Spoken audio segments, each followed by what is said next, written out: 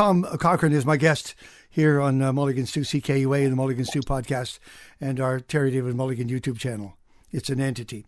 What is that wine you were? Do you know what you poured there? No, you know what? I've fallen in love. There's a vineyard just down the road here, like literally 5 minutes from here, called Summerhill, and it's organic. That's the one with the pyramid. You know him, yeah. I think he's from New York. The guy. He is. As a matter of fact, he looks eccentric. Like the father looks like Phil Spector. He had a very Phil Spector look. I hope he doesn't have the same. No, not at all. There's only one Phil Spector. Let's face it. Yeah. Let me turn you up here. So you're in Kelowna. Can you? Do you call it home now? Yeah. I mean, yeah, I do. I call Canada home. I mean, you know, the prairies are really home to me. Lynn Lake's home to me. Even though, how much time did I spend there? Not a lot. But you know, that stuff lies eternal, and it runs through my veins. You know, I'm a prairie guy, and I still think the country, you know, that's the tie that binds the country. You know, is that prairie bind. You're playing the prairie card. I'm playing the prairie card. Yeah, because it's what I know. It's what I know. It's where I feel the most. But I love. Yeah, I do. This. I love it here. I've always loved it here. You know, I've got relationships here, and it's pretty cool place. You know? It's a wine country. Yeah, it is. It is. You left here just a while ago. Nice. But you're here a lot. Yeah, I was. My wine show started in a barn, in a studio in a barn on the Naramata Bench, and right. And I didn't know how long it was going to go. This is year 17 of the wine show. Yeah, just south of here, which still some of the best vines are down there. The very best. Some of the very best. Yeah. Now, I will get to your tour dates in the West, especially Vancouver Island, where I am. We'll get to those November dates, okay? And in the tour, which is called Tom Cochrane, The Duo. So I know that Ryan McMahon, who's a great friend of mine, he has a new album live now, and he's going to be opening for you. So will he then come on stage with you and do guitar work or harmonies? I haven't thought that far ahead, Terry, to tell Come you on. the truth. It's November. I haven't met the man yet, but we will. Yes, we will. I'd love to have him up there. Because the thing about your music and his music, frankly, is that the harmonies make it. The harmonies really are what bring impact to the words. Words are strong. They just need that harmony in there. And you can't do your own harmony unless you loop, you know. That's very true. So Billy Bell's going to be my cohort in crime out there with me, and he adds some harmonies, but I think that your pal is going to add some real nice flavors there. Well, for Ryan, that's a big deal because he's been scuffing out like you all did, a living trying to get people's attention, and finally somebody pays attention, and it's you. And he's opening your show, so that's fantastic. We're gonna talk to him as well. He's a talented man, and you know, if he considers this a shot, then I'm very flattered that he's going to be there with us. Can you remember when you were in the same position? Oh yeah, of course. I was just talking about it earlier. I talked about because I'm going back to Yorkton. I haven't been back to Yorkton for years, so that's in the prairies. And we're doing a duo there in the Performing Arts Center, and that's where Miles Goodwin said, "I've had it. I'm done. Yeah, I can't take anymore. I'm quitting." Meanwhile, 40 years later, he was still doing it. I think he finally retired a couple of years ago, but that's how tough it is to retire when we do what we do, if you can still do it. So you can quote me on that. It's very tough to retire to do what we do. How many times have you tried to retire? Or how many times has the business told you, okay, you have to retire now? You know what, Terry, my dad said to me, Tote, that was my nickname, Tote, because I was a tote bag. I used to follow him around like a tote bag. And he used to say, "You're making a living at your hobby. God's smiling on you. He said, appreciate that. How do you quit your hobby? How do you quit your hobby, Terry? You're still doing it. I'm still, You well, don't yeah, have to do it. you know that. You You know, love if you this. You stop love doing this it, stuff. if you stop doing it, it starts to all Yeah. fall away. Yeah. So I want to work more than I ever have. Um, I think if there was a period I wanted to retire, it's maybe after the assault, where um, it's all coming at you so fast and hard that you don't have time to catch your breath and really appreciate it. And I think that when that happens, you get a bit exhausted, and then you want to pull away a little bit and take some time. And I think a lot of that, this Freedom 55 stuff, it's not a coincidence. I know that's just a crass retirement financial kind of hook, but it's kind of true. I think in your early 50s and then into your mid 50s, you're actually thinking about other stuff. You're thinking, well, I put so much into this for so long that sometimes you have to step back to appreciate what you really have. And that's what happened to me. And I think happens to a lot of people. You pull back, and maybe I think there was a period there where I did maybe 8 shows one year and then 10 shows the next. And I wasn't recording, I was still writing a little bit, but I had other things, other itches to scratch. And then you come out of that and you go, man, slap yourself. What are you thinking? You're so blessed to be able to do this and lucky to be able to do it. So just ride that for as long as you can. Now, to be 70 and still be doing it, I didn't think I'd be alive at 70, much less still making music and having people, warm bodies in the seats there. Yeah. So to me, that's pretty phenomenal. So, I feel very blessed, and I'll just ride that pony as long as I can. Do you think that the sons and daughters and grandkids of the original fans that you had are now coming with them? Do you think there's another generation? Yeah, I know there's a lot of that. I know there's a lot of fans that pass away, and that really, it's like family passing in a lot of ways. It's like little chunks of the songs going away, because you know what, Terry, without the people out there, the songs don't exist. They're the ones that breathe life into the songs. Like I write them, and other artists write them, and that. But the people that put them on the radio and get them out there and get them out to people, and the people that listen to them, and they buy the records, they play the CDs, or they play the vinyl, they listen to the streaming. In those songs that kind of define their existence, define the life experiences, the highs and the lows, the love, the passion, the anger, the disappointment, all that stuff rolled up, the defining of who you are and where you're from, all that stuff that all those individuals feel, and that those songs represent. They're the ones that breathe life into those songs, and without them, they don't exist. And I try to remember that. And when, oh boy, Bill and I did a little clip that we were asked to do for a woman who went through MIAD, and that was powerful. And she wanted Untouchable one, and her husband reached out to us, and I said, yeah, of course we'll do that. And heard back from him a while later, and he said she had a smile on her face, and she was peaceful. And that's powerful stuff. That's powerful stuff. And that's somebody that's taken that song on her journey, and so to me, it's a trust.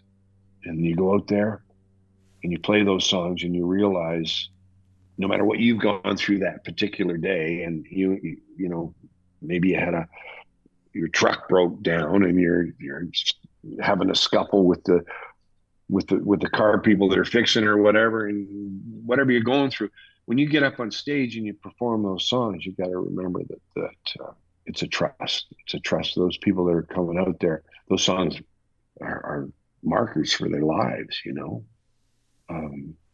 it's stuff that I don't take lightly. You If you could just learn to open yourself up a bit, it'd be good. Just reveal something of yourself. You've always said that. I here's what I remember of all of the travels that we took together, all those travels in Africa, besides the gunshots in the middle of the field. That plane, that small plane, bouncing through the clouds, through the storm in Africa.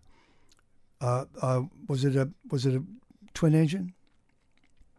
Yeah, it was a 410. There you go. And the pilot was a wonderful young man, Christian Bible thumping son of a gun from college, from Vancouver Island.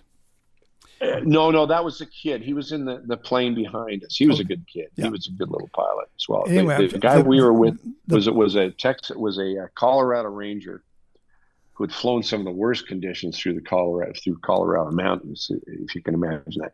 And he was singing "Onward, Christian Soldiers," and I'm in the right hand seat, and I'm looking. We're 150 feet. He said, "Well, we're going on the Zambezi River towards the ocean because there's no structure here for us to run into." And he said, "Boy, if we have to put down here," and he was quite lucid about the whole thing, and very relaxed about the whole thing, because he knew where he was going. If anything went bad, he was going to the promised land. And I'm going, I need a little more time. Can you? So he's going down the river, and he's singing "Onward, Christian Soldiers," and I'm thinking, wow. He goes, "If we have to put down through here," he says, "well, the worst isn't over because we're in guerrilla territory." And he said, "I don't mean the animal kind of guerrillas. I mean these guys have guns." Yeah, that's right. And because we're in a war zone in Mozambique, and boy, well, that was some kind of flight. And then the sky opened up just enough that he could turn back towards the airport in Kilimani, and we broke through the clouds. And of course, we did a white cane landing, and then we waited for that Carol other Froome and 9 or 10 the other minutes, plane, and the kid. I can't remember his name. I'm remiss, but I can't remember his name. He was from Prince George, wasn't he? Yep. And so he'd flown the mountains here, and we lost radio contact with him, and we were just sitting there. It was almost like Apollo 13, like we're waiting and waiting and waiting and waiting, and it just seemed like it was an hour. And we thought, oh my God, they're gone. But here's and they came bursting through the clouds and down onto the landing strip, and everybody walked off and hugged.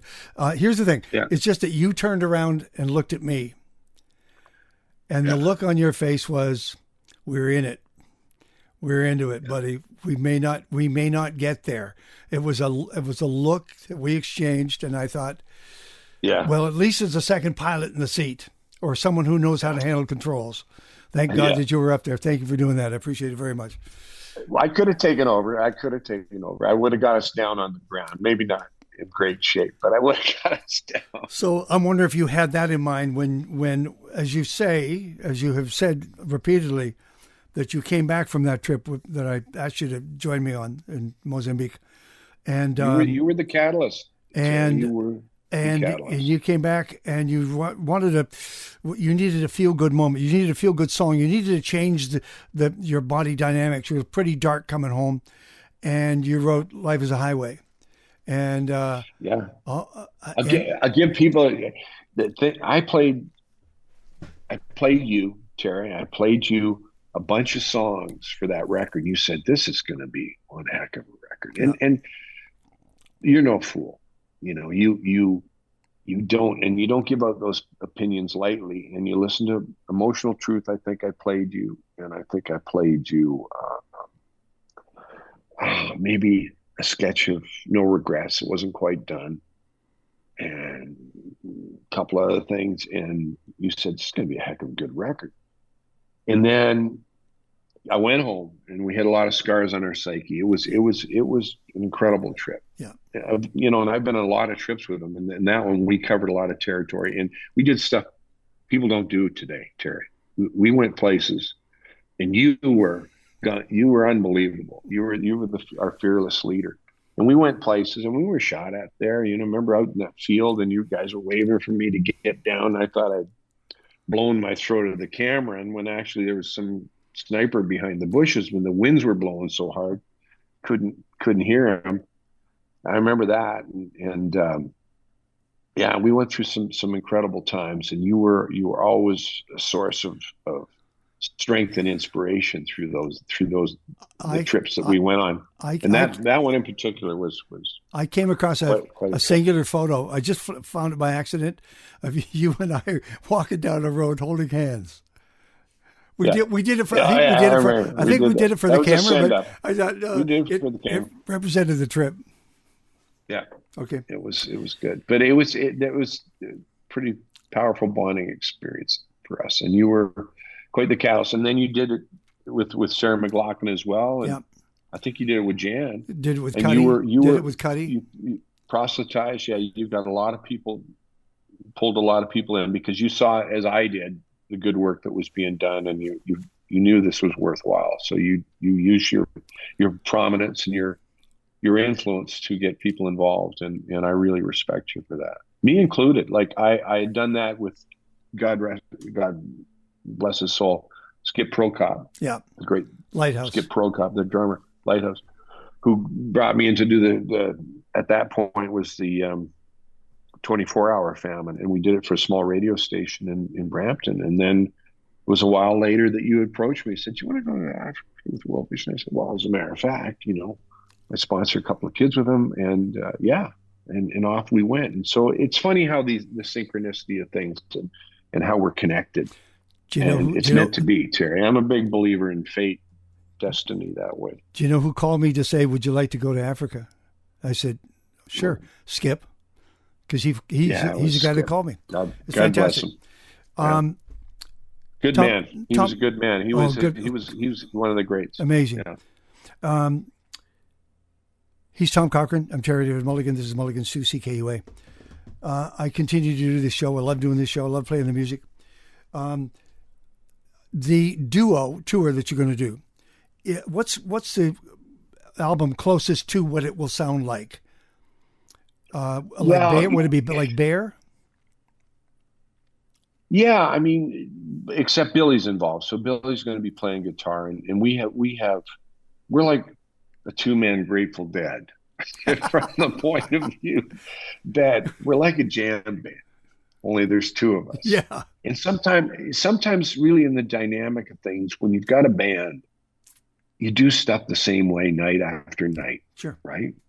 And one of the really charming things, and one of the reasons they're successful in bands like Fish and Dave Matthews, is that these bands tend to listen to each other, and they evolve during the show, and they never play anything the same way twice. There's a real spontaneity about what's presented, and Billy and I have that. There's a real ESP kind of clairvoyant connection between us when we play, and he was very prominent on Songs of a Circling Spirit, which for a lot of the real strong Tom Cochrane Red Rider aficionados, that's their favorite record. Symphony Sessions is very popular because of the symphonies.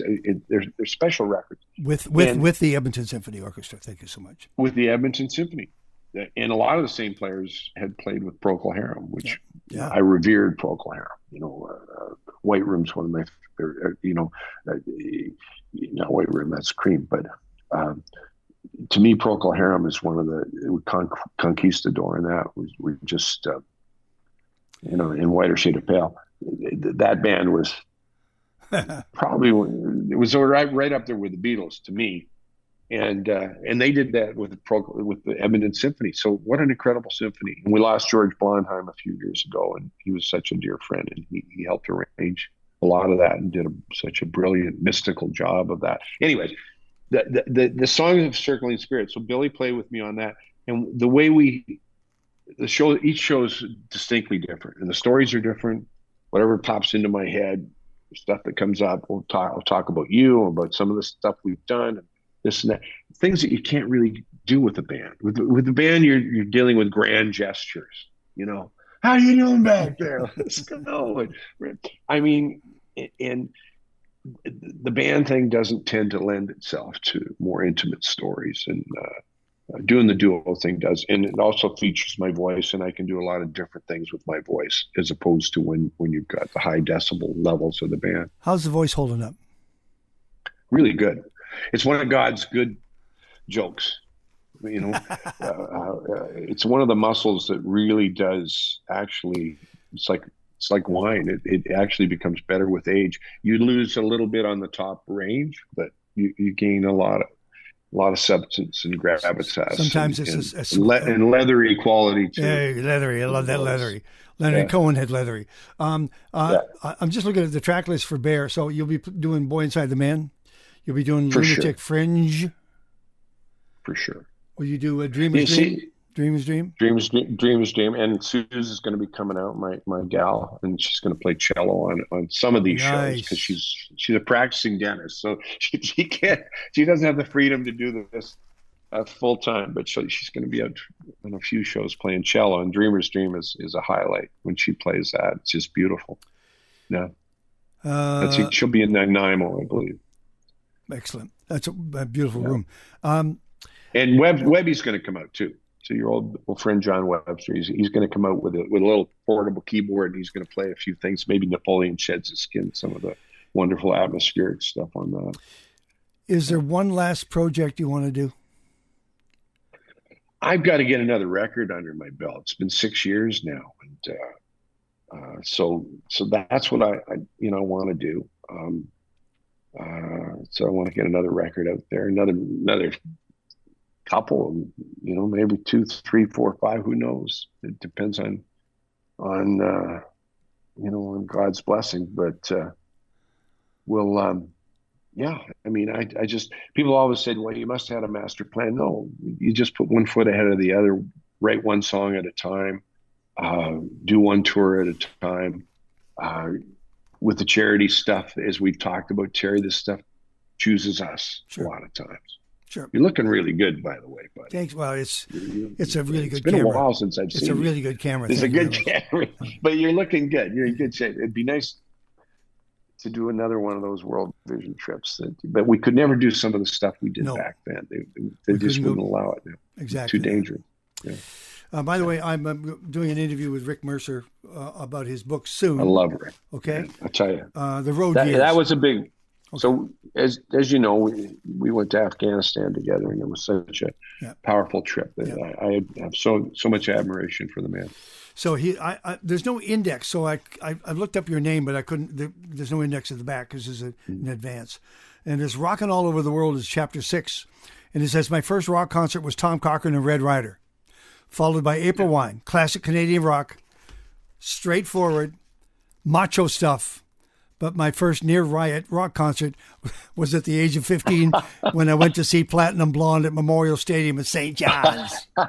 It was a mob scene. St. John's. Yeah. And the last line in the book says, I'll just have to take solace in the fact that after years of pondering, the closest I can come to an answer is this. I may not know what it means to be Canadian, but I do know I have never wanted to be anything else. That's the end of the book. I think beautiful. I think he echoes your thoughts.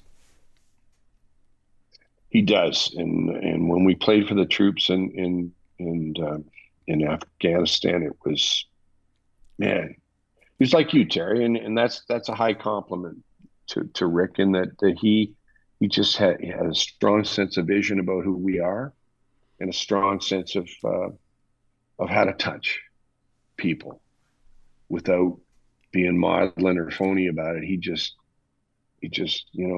was a good leader when we did those shows over there, as you were when we did our trips to Africa. How do you know when someone's been touched? If you're involved in standing on stage and you got lights in your eyes and you don't do meet and greets, or maybe you do, how do you know the way you've touched people's lives? How does that information get to you? They reach out through social media, through all kinds of different things. But it's one of the reasons I like doing meet and greets, because when people tell you that, man, that song got me through some tough times, or I fell in love, and that was a song of our lives in a particular summer. Or that song was, when my parents passed or my dad passed, and it was one of his favorite tunes, and we used to share that song together. I mean, or that song simply got them through some really tough times. Was inspiration for them through some tough times. Those things mean so much. And so I like doing meet and greets because of that, because that's where very often you hear about those stories. Mm. Or the woman I talked about earlier that had MID, medically assisted death, and hung on to her dignity through that, and wanted to hear Untouchable one last time before she went. I mean, that's pretty powerful stuff. Dude. And those songs like Life's a Highway that embody the experience that you and I had in Africa, and we talk about moving on, about we can't change all this stuff on our own. All we can do is spread that goodwill in front of us, yep. keep our eye on that road, yep. And that all the good stuff will spread out from there. And that's all we can do as human beings, right? We just do the best we can. We can't, if we try to spread ourselves too thin. And you would always talk to me like that, or Dave Toyson, who both of us really admire, dear friend, would talk about that. Tom, just got to stay focused on the job, and good stuff will happen from there. Yeah. So that's pretty good Canadian ideal right there. Stay focused on doing some good, and it'll spread out from there. Don't try to do it all yourself. All right. This may be just a one off the top of my head, but what age were you when you first picked up that guitar and started to make music? 12. Oh, yeah. Okay. 12. Well, let's say you're 15 years old now today. When I sold my dad's train set, the great train robbery, and bought the guitar.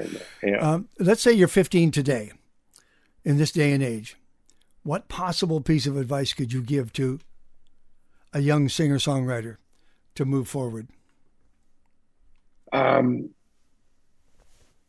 Just hang on to your ideals. Write stuff that matters.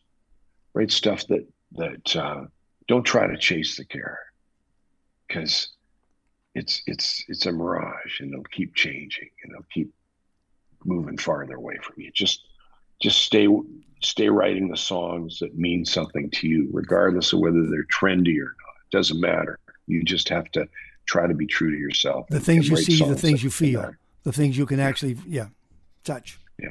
Pretty simple, really, from that point of view. And then you got to find your the key to the song. For example, Life is a Highway. Did it start with a certain, was it the phrase?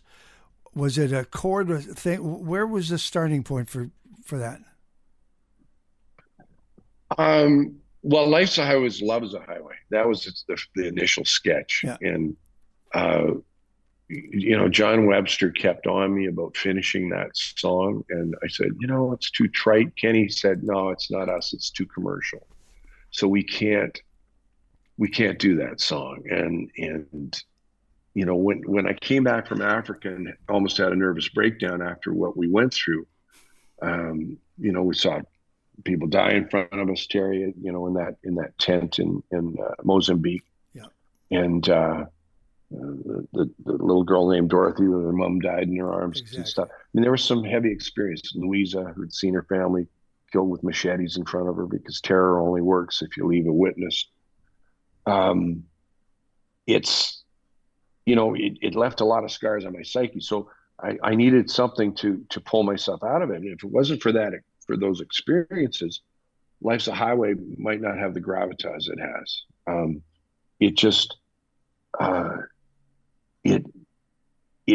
I needed something. I got up that morning about 3 a.m, went up to my little shed where I had my recording stuff, and I laid down what you actually hear on the record. We never changed the first verse. It is what it is, what I sung out in that shed in my house coat, with an AK-40 414 microphone and my Adams recorder, some of the first digital recorders.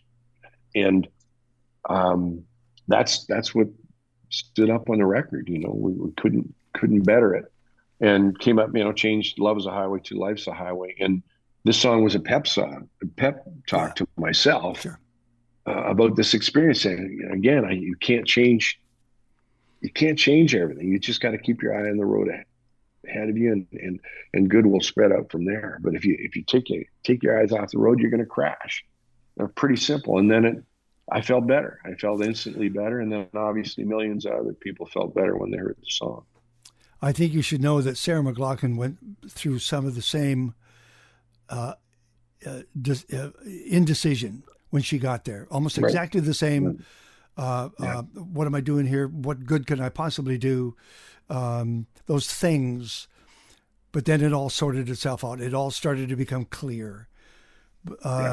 But she, we're talking about children being maimed, and we're seeing them and seeing what's going on, and they've lost their mothers.